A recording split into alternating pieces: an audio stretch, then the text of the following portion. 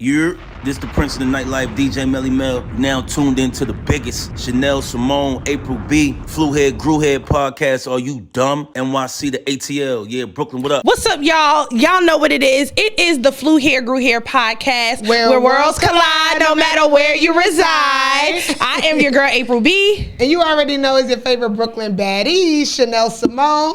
And y'all, we are super excited because we have a really special guest. I know we always say really special guest. I feel like the Breakfast Club when we say that. But we really do. No, he really pulled up for us, and I'm super appreciative of it because, y'all, this man is busy. Like, he's busy. First of all, we saw him on the beach. Right? Living life. Getting his life and stuff. Right. He was out there, and then he just got back. Say that. Fresh off tour. Fresh off. Fresh off tour, right? Right. So, y'all, we got the man, the myth, the legend. We got Kai versus Taylor. Hey! Hold on. Let me get you your applause. Okay. Yeah. I love that. And April, you gotta tell. What's his name real quick? So, I mean, he's done so much. Like, he has his own. It's called the Luxury Group, right? Correct. His own like management firm. Right. He's worked with some of the biggest artists: Lil Baby, Polo G, Grammy nominations, millions of records sold. True. Now he's stepping into the role as president of 1501 Entertainment. So, congratulations on that. No doubt. Yes. And then he came to chill with us. So now he's with Flu Hair, Grew Hair. Say that. Now we here. So before we go any further, Shenelle, you want to do the honors? We're going to do the honors. And I'm going to say this. You could have been anywhere in the world. Yeah. But you're here with us today.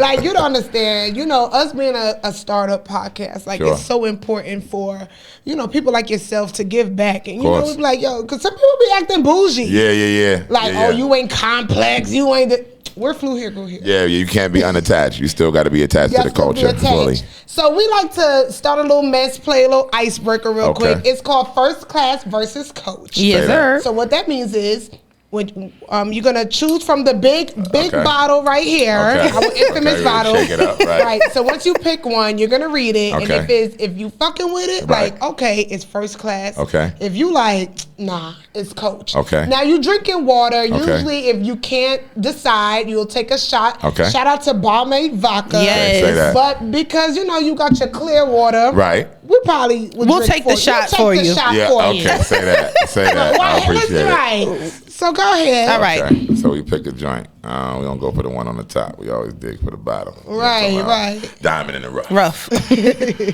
All right. Now, do I read this? Yeah. Oh, okay. New artists that have a manager or publisher. Which one is new artists that have a manager or publicist? So which one is first class and which one is coach? Is having a new manager first class or having a publicist first class? And this is for someone starting off. Like, which one is more important? Man, new artist starting off, you can't have a manager unless you have something to manage. So I would assume to get a PR. That's what I would always do. Get a PR first. That's first class. Okay. Before you get a manager. Okay. Yeah. Right, because the publicist is gonna put you in a position. The reason why I say this, let me give the reason and definition behind it. Because most people would say, "Hey, you need a manager."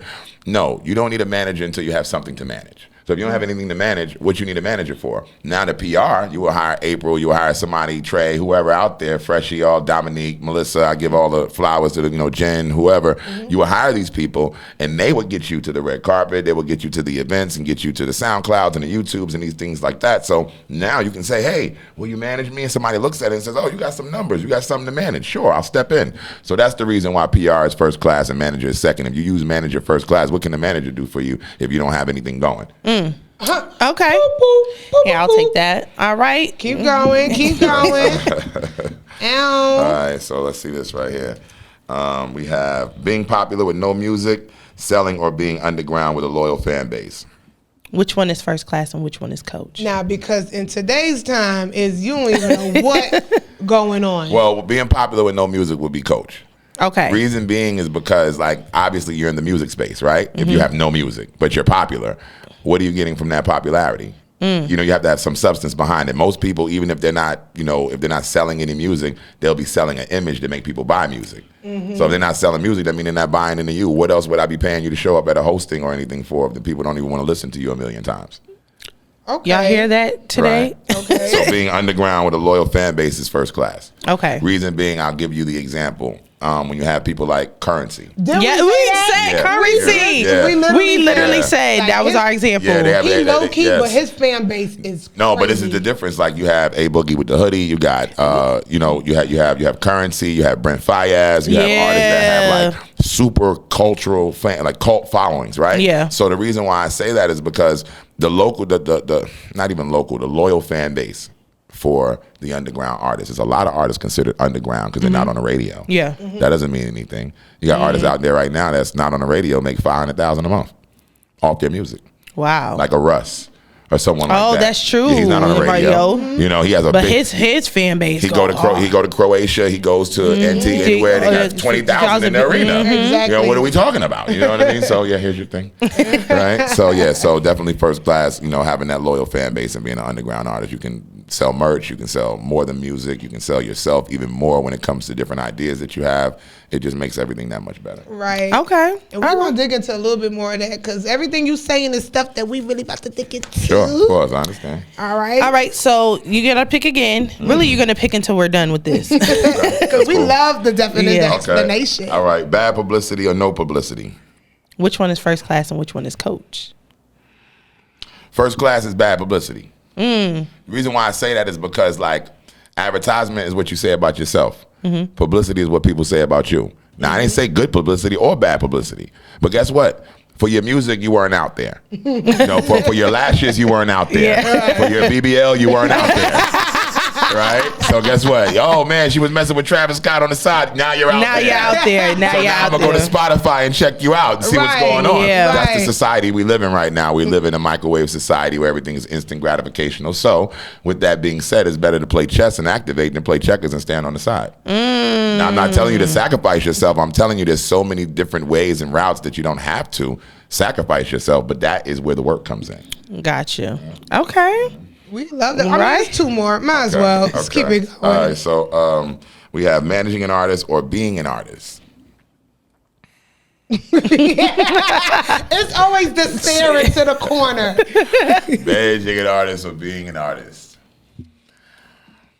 Man, I don't want to be biased because, you know, like coach is definitely like I like to say first class is being an artist compared to the manager because there's a couple of different ways I want to work that, right? Because like I've always been taught, and I heard Russell Simmons say this too, like it's always better to be the Mac in the back than the chump in the front. The Mac in the back, then the chump in the front. You know? So with that ideology being said, you are controlling and pressing buttons and you're doing these certain things from the background, but you also take the blame when something in the foreground doesn't go right. Yeah. So that's like the bad part of it because the management is always the first to blame. Right. You get the check, you're last to get the credit. You know what I mean? Like, oh, he got me this check. You forgot about who got you the check. Yeah. But what happens is that let something go wrong.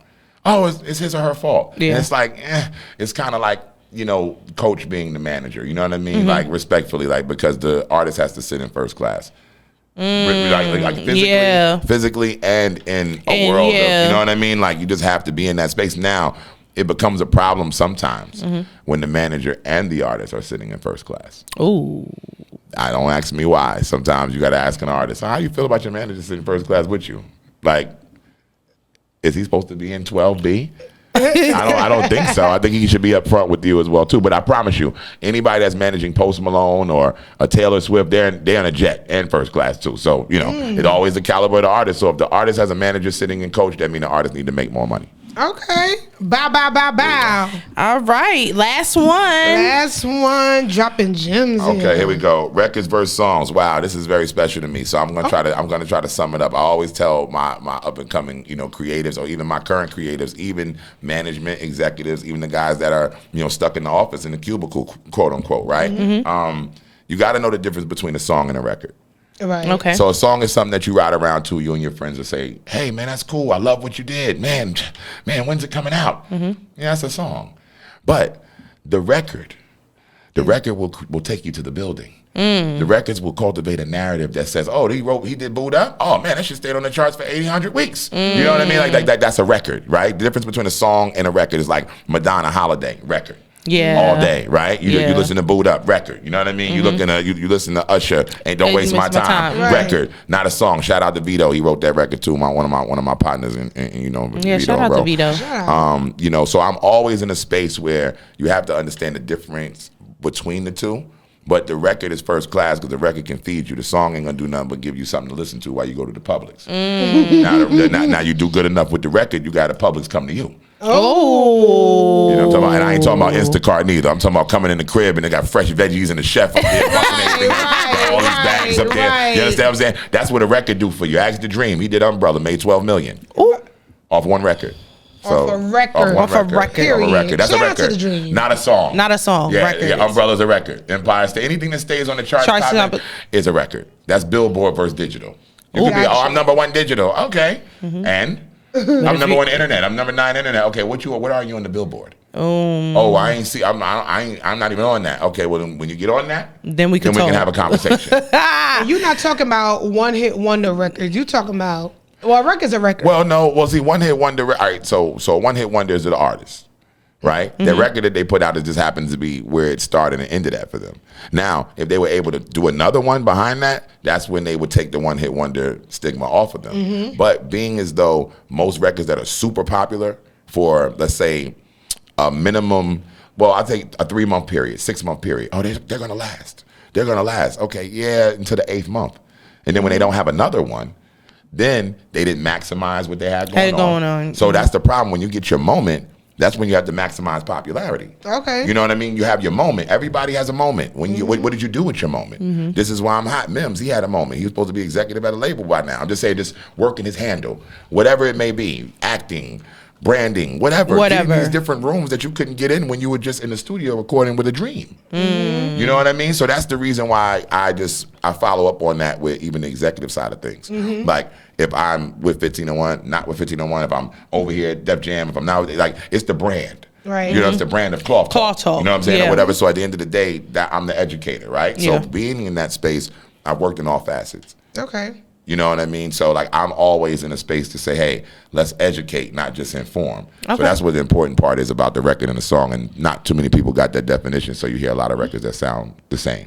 All right. Well, y'all heard it here first. Baby, y'all better get y'all a record. Not a song. Not a song. Whatever we threw at him, he was like, let's go. Let's go. Love it. Let's give a round of applause, y'all. He survived. Well, we survived first class versus coach because we ain't had to take no shots. So I'm excited. Yeah. He thank you. Thank you. All right, well, let's get into the check-in. So we already told y'all who we have here. We gave y'all the accolades, but let's talk a little bit about who Verse is and where he's from and how that shaped you into being the success you are today.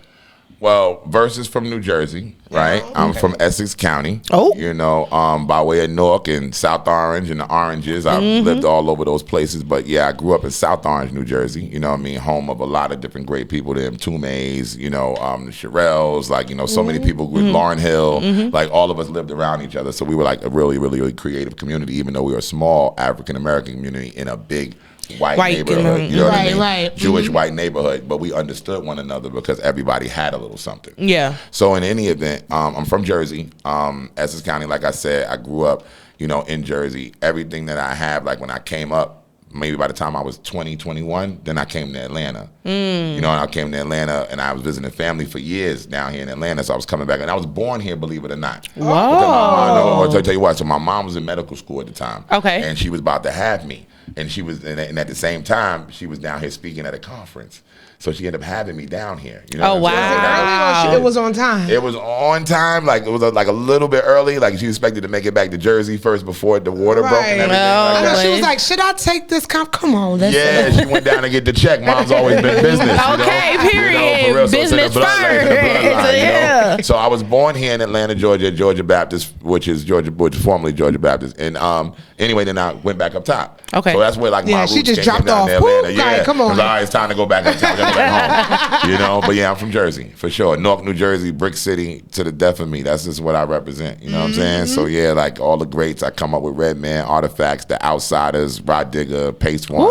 You know, Young Z, Den Time. I hope y'all listening to these names. And you know, one of my mentors was Diamond D from the founders of Digging in the Crates. Okay, you know y'all hear these names. Big, that's Big L, Showbiz, AG, Fat Joe. You know what I mean? Buck Wild. So any of them, he was one of my mentors because he lived in South Orange as well. Okay. You know, and around the corner from my mama in an area called Newstead. Queen Latifah lived there. God bless the dead. Chris Lighty lived there. Lauryn Hill lived up there. Dang. Everybody lived in this area, affluent area. In any event, though, I was going over at his house. He taught me how to count bars when I was like 17, 18. Like, you know, and I was a rapper back then. That's where I started off in my career as an artist. That's why I got the tattoo over here, say verse. Okay. Got the tag. Yeah, so that's why I know the difference between a song and a record. Okay. So yeah, definitely from Jersey. We love to see it. So you gave us the check-in. So much going on at a young age too. Sure. Anytime we talk to somebody in the music industry, it's always that mentor at like 13, 14. Sure, coming up. Coming up. I had a great mentor when I was 13. His name's Bernard Alexander. Still one of my mentors. Yeah, he founded the Fugees and 50 Cent and a bunch of other acts that's out there. And he's still active more on the executive side now than ever. But you know. That's what one of my mentors coming up since I was 13. He and Eric Sermon are best friends. So my really good friend, well, not really good friend, my really good family member, Misa, was Puffy's first baby mom. Yeah. Right? So Justin's mom. So like I was around, those times. He was in the trenches and he was with little Kim Kardashian.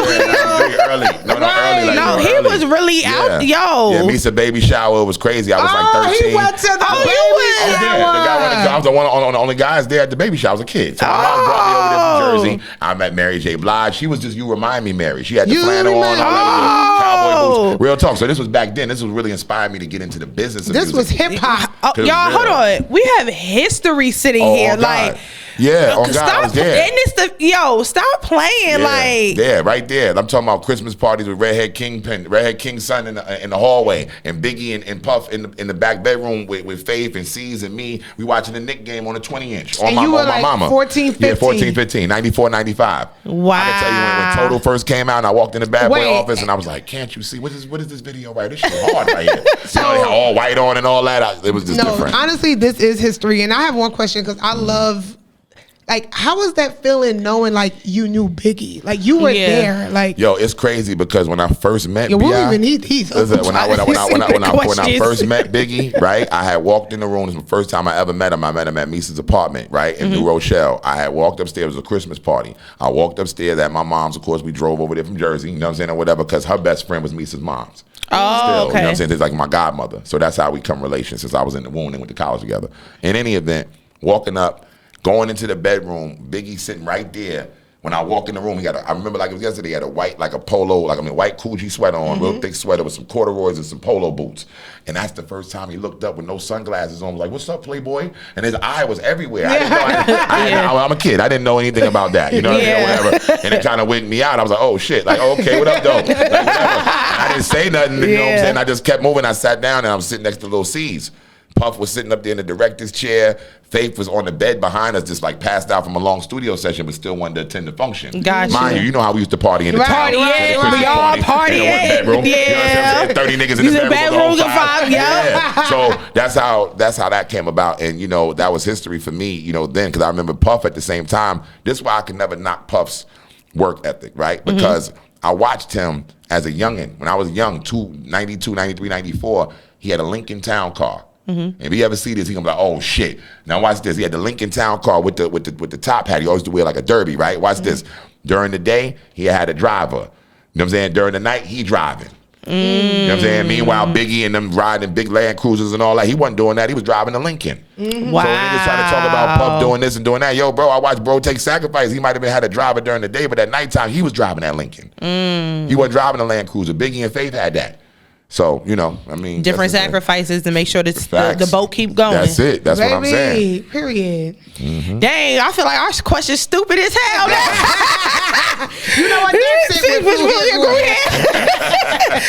But it's crazy because we just never know. Like, obviously we invited you here because we were networking and I'll tell you guys, I met you when I did the interview for Collision on the PJ.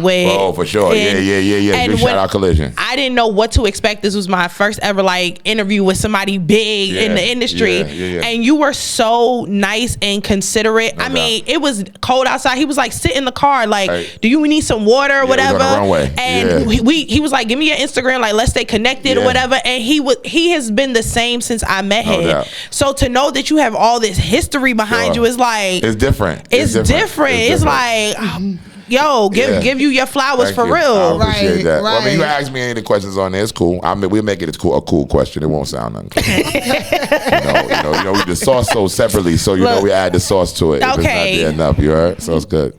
You want to go, Shenelle? Yeah, look at me. Which one? well, clearly we know how you got into music. Yeah. Okay. Great rundown. Yeah. So from there, how did you get into? Okay, let me ask this. I was gonna ask, how did you get into artist management? But I always love to know the journey to it. So what was you doing prior, or what did you want to do? Like, was music always your thing? Did you want to be a doctor, lawyer? Like what? Yeah, well, with me, it was always cars and music. Because I love cars. When I was growing up, I was like a car guy. Like, yo, I love cars, Ferraris, Porsches, I was a kid growing up like that, and I knew I would either do something in cars or music. My mom was in the medical field, so I knew I really didn't necessarily want to do that because I always look at the slides and people had cancer, and I'm like, I don't want to look at that. So, whatever, but cars or music. So, coming up, I had I played the saxophone coming up, right? So my mom's had me in the band heavy, but I had separate lessons as well. So Kenny, shout out to mama. Yo, your mom is so she's so great. Nah, your mom. Anybody that touch him with Biggie. But no, his mom is an OG. Yeah, for sure. Made sure her baby wasn't gonna be one of them regular ass. Only child. But we said when them black mothers get that. I played water polo. I fenced. You know what I'm saying? Like I did all these different things growing up. I went to St. Benedict's. It's crazy because me and man, it's crazy. Me and what's my man's name? AJ. From 106 in Park. Yeah. So Al Calloway. So Al Calloway's name. He's Al Calloway Jr. Yeah. So I actually grew up. I wanted to grow up with him. Him and I went to St. Benedict's Preparatory School for boys.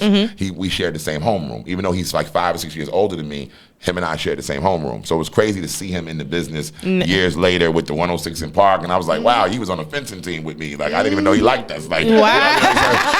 It was cool. It's just like, Yeah. But like being in those extracurricular activities, like, even playing the saxophone, how I got really good at it was because I learned how to play the Kenny G album. The first album that came out in '86. If y'all don't know who Kenny G is, you better. And a lot of people don't know Kenny G is the one that founded Starbucks. You know that? He gave Howard the first seed investment. Wow. So he's worth over $100 million. So he's up. So it's all good. But yeah. So that's how I got to get your autograph. Right? Please don't forget about us little people. Not at all. Nah, I got you. Dang, if we would have known, we would have had some champagne or something like. It's good. Nah, it's good. We can keep rolling. All right. Okay, so let's talk about artist management, right? Because you were obviously doing music, then you moved into artist management. Sure. What makes a person want to have a career in artist management? Because you actually, where I come from an artist space. Okay. So it made it different for me and more passionate for me because I knew what the artist required. Like I know what I required. I know as an artist and a rapper how I wanted to move around. I know the different conversations that I would like to hear, or different things I wanted to be a part of. Like that's how it made me want to be a manager. Like, man, let me take care of that. I could do this, I could do that because I know how it's supposed to feel. Like your writer, what you need on there. Now we need car services, bro. We don't play none of this. It's just certain things that we go about doing things, and I know how artists want to be. So that's the reason why a lot of producers and writers and all that came to sign with me, because they was like, yo, I fuck with Cloth. Cloth got the sauce. Cloth, he on that shit. He talk that talk. Yeah, but it also comes with definition. My conversation comes with a fabric. So that fabric is something that you can kind of touch on. Cotton, you know what I'm saying? Yeah. Whatever it may be, you can touch on it. You know what I'm saying? Like Braille. Most conversations, 85% of them in the world are empty. So they give you a smooth surface. There's nothing there. Right, like air. Right, like it's just like air. You're grabbing at the air, cherry picking. So with me, I wanted to be the manager that knew things about the publishing, that knew things about road management, that knew things about recording, that knew things about how they're supposed to sound, how pictures should look, Very important to me. Yeah. You know, and that was the reason what gravitated me to be a manager, like coming from the artist space. But any manager that's great should always want to look out for the artist first, as if they are the artist. Right. And then you from Jersey, like, come on. Yeah, you all gotta, day. yo, one thing, as April and I become, well, we are business women, right?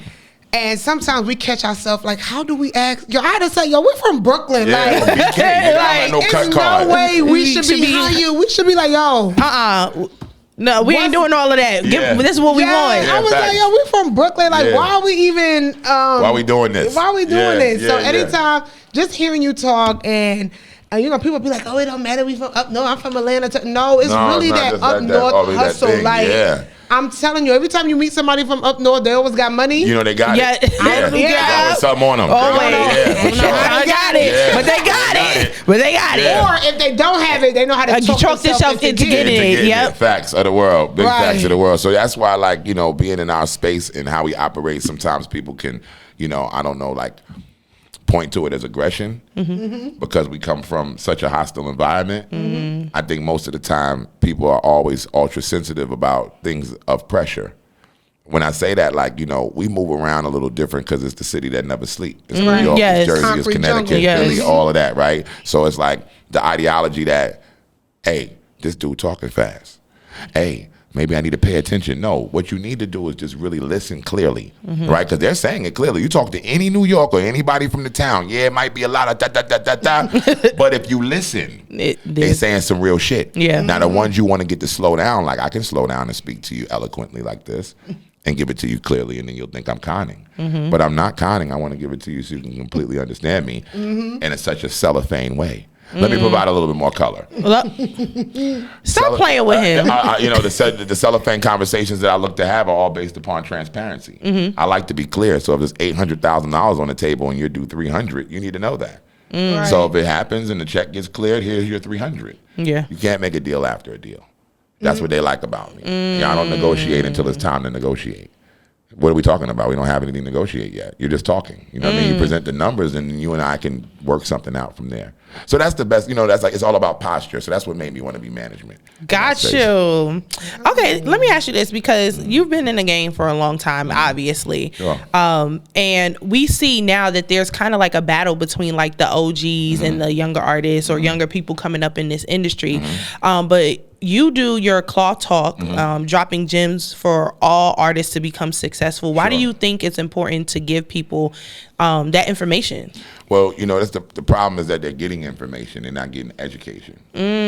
So, you know, I was always put in the space that you got to teach what's taught. You know, I was taught a lot of different things. Why would I hold it up from people that I'm representing? I was taught those things so I can go ahead and inform them, but we can actually make it education so it sticks to their rib. And I inform them on such a constant basis that it is education, because education is repetitive. Right. So like I can give you a Rolls Royce, somebody can give you a scholarship to Berkeley, but you still got to come to class every day. That's the difference. I can give you a Rolls Royce, but you still got to come back and get it maintenance. This is not Jiffy Lube.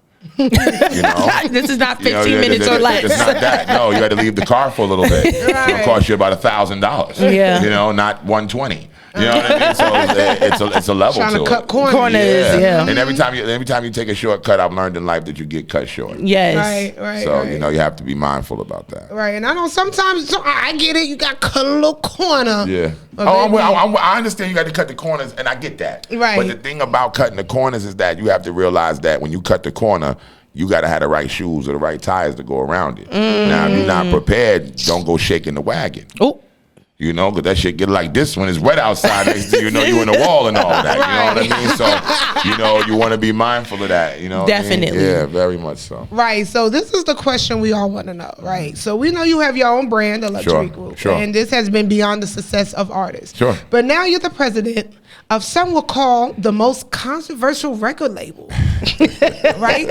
If you don't know, as we stated, 1501 Certified Entertainment. Yeah. Now talk about how that happened. Because lately, you know me, I be on the internet. We're Everybody's in the blogs. Sure. Everybody's in We're the reading. blogs. And now that when you hear 1501, a lot of people is calling it the don't That's sound Death Row. like Don't sound with them. So now we just like, we like, yo, you the president and you look like, yo, I don't put my, I will slap all y'all. So was like, okay, so how did you? And we know you a smart man, so clearly, you ain't dumb. Right. So there's a dynamic behind it. Right. Talk about how you got into being a president. Well, Carl Crawford, big shout out, CEO Carl. Carl, I met Carl at a Gervonta Davis fight probably about a year and a half prior to me joining up, right? Okay. But, I had a big shout out my boy Rick the Negotiator and my man Mel Testament. They had a photo shoot over there with some new artists because, Mel does a lot of the new artists, new clothing and stuff like that. And they put it on artists to take pictures and things like that. So anyway, I ended up meeting Carl at the photo shoot again. And meeting up and exchanging numbers this time and actually going over the education of the business, the business of music. We weren't so much fixated on the Meg scenario first off. It was just like, hey, man, this is how this should go and this is how that should go, right? And we just started building with one another. And then we went out to the Grammys together as well, too, and introduced him to a lot of people that he didn't know prior to, a lot of people that might have cultivated him as a monster that didn't know him at all and had to feel like, oh, man, he's really like, nah, he all right. You know what I mean? Like, it's not even like that. So with that, when I saw how the people received him and some of my other business partners as well, because there's a lot of controversy with the label. Yeah. Me being myself, I'm a fan of hip-hop, I'm a fan of music, I'm a record guy. And a lot of the business, everyone knows me from the higher execs all the way down. So, of course, they would look like, damn, well, why you do that? Why you just don't go over the Def Jam? Because Carl was allowing me the flexibility to do what I needed to do to reshape and help him restructure the label in such a correct way that it would be a viable source that people would want to come sign to. Because I wanted to change the mantra. So, in that space, I, hired one of the guys that I had working for me at the luxury group, and I went ahead and put him over there as artist development director. And then my other partner, Jens the Guru, who does my digital for luxury, I went ahead and a bunch of other people and put him over there at 1501. And then also Trey Duran. Put him over shout there. out to Trey. That's our boo. Shout out to Trey. We love Trey. Yeah, so we put Trey. So I actually, I called Trey and asked him. I said, hey man, this is what I'm doing over here. Would you like to be a part of it? And he definitely was like, yeah, man, I definitely take a day to think about it, man. I get back to you. He got back to me and said, yeah, this is something that I would like to do. So I'm empowered. So I want to empower. So, I put them in position. Even after I'm gone, I want them to still be elevating. Right. You understand what I'm saying? Like, that's the whole purpose. Like, who will get you there, and then what you learn while you're there will determine how long you're able to stay. He played a Trump move. Trump knew who to put in office. But he did it for the good. Yeah, definitely. And you're right. And then he did it for the good. Want to put people in position to better their lives as well, too. Carl provided opportunity and stuff like that. So I thought that was really cool, and being able to be open to suggestions is really like the main thing. You know what I mean? Right. Especially after all the debacles that went on. Yeah. With the label, I didn't want him to mistrust. So I wanted him to have people that he could trust. Exactly. That was the biggest thing. So that's how I ended up getting over there, and I actually had a conversation with him about structuring the label, and then we went from there. He loved my blueprint, and then here we are today. Let me ask you a question, right? Because I think a lot of people forget that Carl comes from baseball. Sure. And Carl just so happened to be a guy who comes from baseball with a nice chunk of change. Sure, of course. No doubt. To get into the music industry.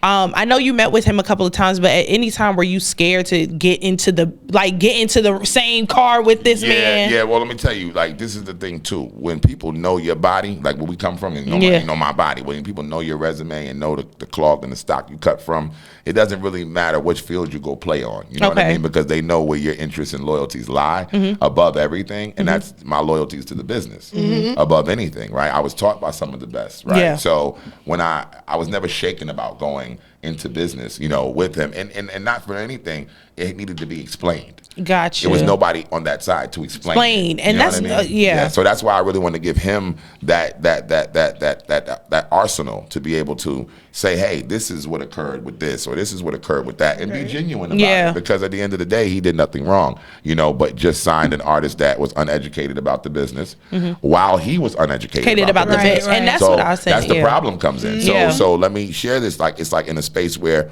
if I sign you and you bring me a deal, a contract, and I have my other lawyer look over and I say, hey, yeah, it's cool.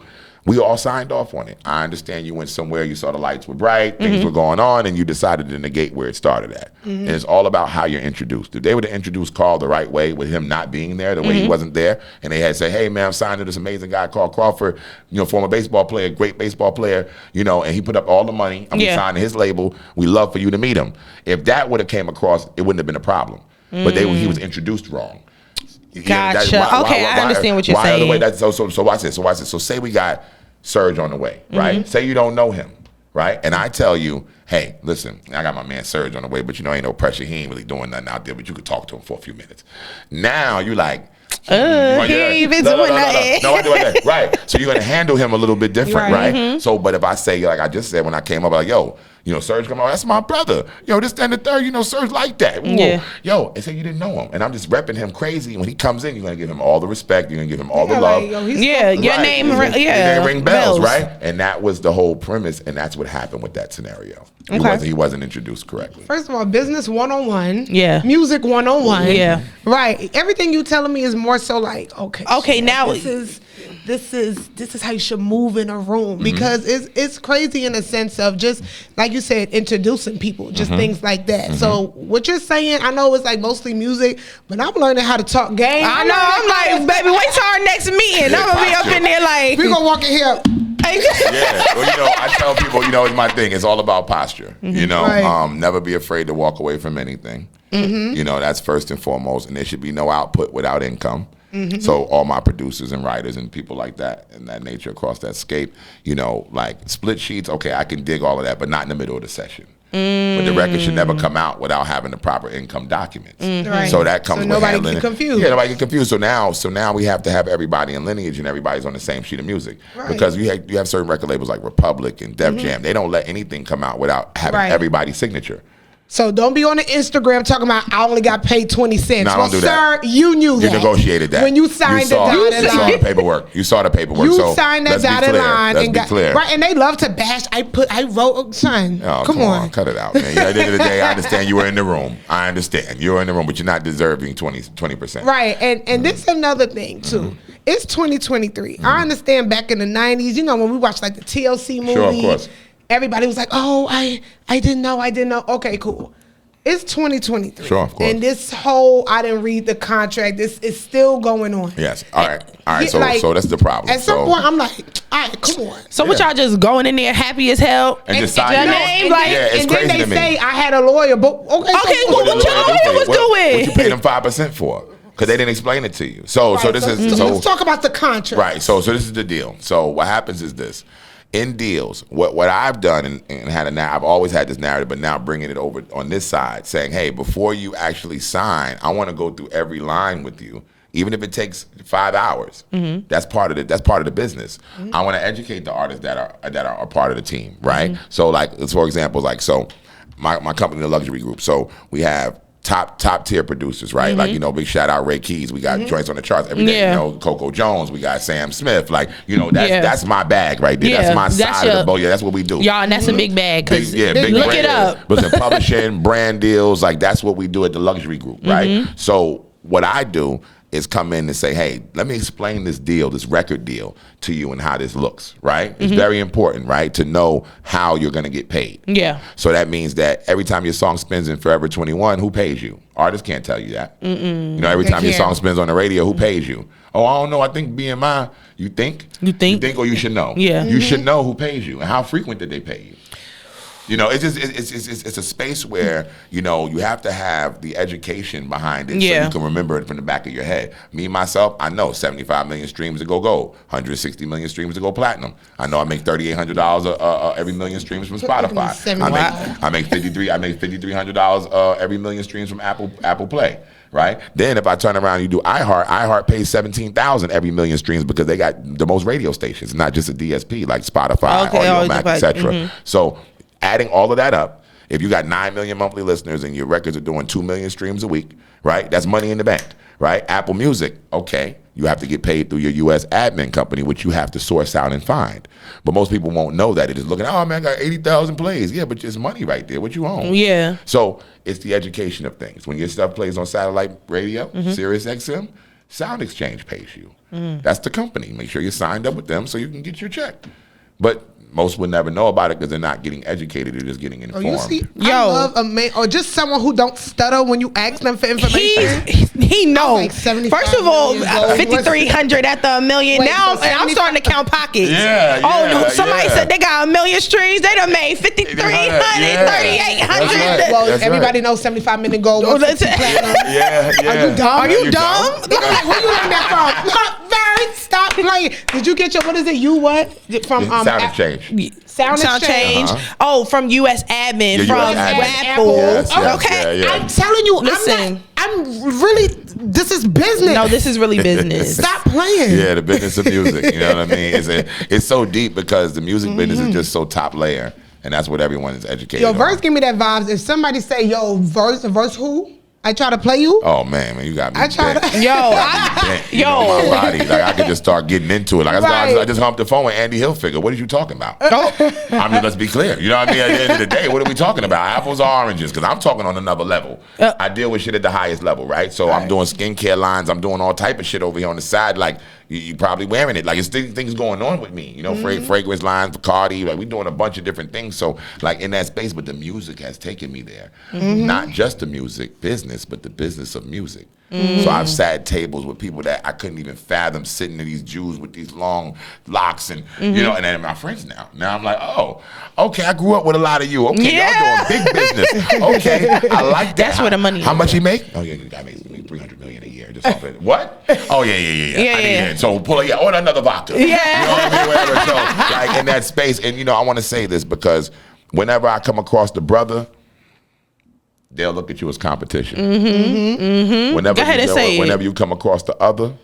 they look at you as inspiration. It's crazy. You would never believe that another person that don't look like you is like, yo, I'm inspired by you. Yep. Right? But the one that look like you, be like, oh yeah, that's what's up. You did something, man. We love that. We love to see it. What? Why we always got that crabs comment? That's a crabs in the barrel mentality. Exactly. Because you got to remember the competition is at the bottom of the barrel. What they say at the bottom, they are. What they say is competition. At the top, they collaborate. That's it. Exactly. They collaborate at the top and get the bread. That's the reason why success don't run in packs. Right? No, they don't. You know well, what do I you mean? feel like that in a sense of with the others? Do you feel like it's in a sense of, well, this is the culture, like let's get their money, in a sense of, do you feel like is it like that? Like, Yeah, well, yes and no. You have to understand, like, you know, if people haven't been down that street before, they have to get a guide. So, okay, great. Who are my guides, my tokens? right. And it's like, I get it. It's like, okay, clearly you probably using us in a sense of to promote you. Yeah, so no. So but while not- you're doing that, pay me. Pay me. Yeah, but I want ownership though. I want. So they understand now, like to the point where he like one of my really good others came to me and he said, hey, let's do it. Let's do this deal for such and such and such and such. I got NDA signed, so I can say anything. Yeah. But for such and such and such and such. And listen, we'll go ahead and promise them $10 million in the first 6 months, right? And in the next 18 months, we'll buy the company from them for $50 million. Damn. And I'll show them how to do it.